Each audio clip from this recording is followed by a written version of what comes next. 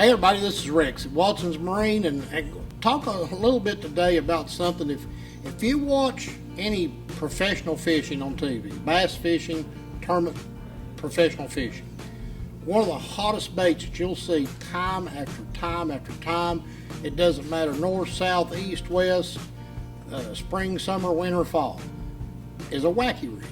And a wacky rig is one of those deals. I remember the very first time that I saw that, and I thought, well, that's the most ridiculous thing I've ever seen in my life. But they bite it. I don't know why.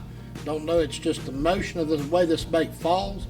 But fish react to it and fish bite it. And lots of times, even in heavily pressured situations, they'll bite a wacky rig bait when they won't bite hardly anything.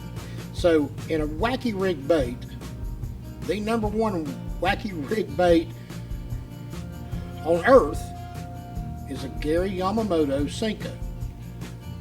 Lots of other manufacturers have come out with a version of this bait. Berkeley has one called the General. Yum makes one called the Dinger. But this particular one is the Gary Yamamoto Senko. It was the original. And there's several different ways to rig this bait. And just like any bait nowadays, things are a little bit expensive. So you kind of want to get the most out of what you can get out of one of these baits. And back in the day, we would use just a regular, just a long shank, straight shank worm hook, and hook this bait in the middle.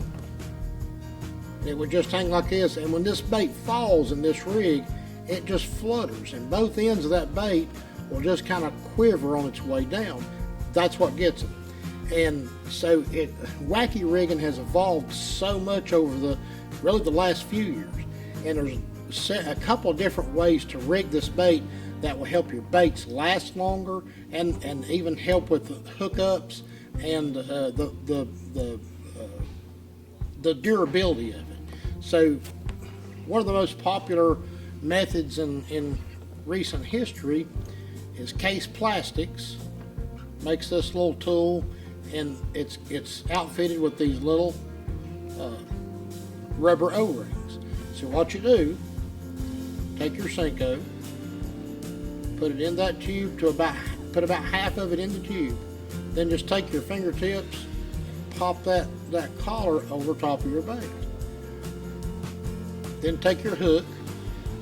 My personal favorite wacky rig hook is an Owner Jungle Wacky hook. 1/0. This particular one's a 2/0. And you just want to take that hook and hook it right under that rubber band. And that's what you've got. There's your wacky rig. And most of the times you want to fish this weightless. You can put a weight in one end, and as it falls, it'll kind of stand the bait up. But more often than not, you just want to fish it weightless, just as it is. And you can see how just moving around, how this bait kind of wobbles around. You get the same kind of effect when it's sinking.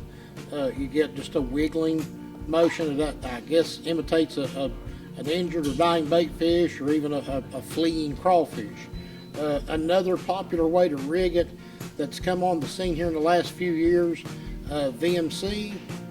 It's called a crossover plier.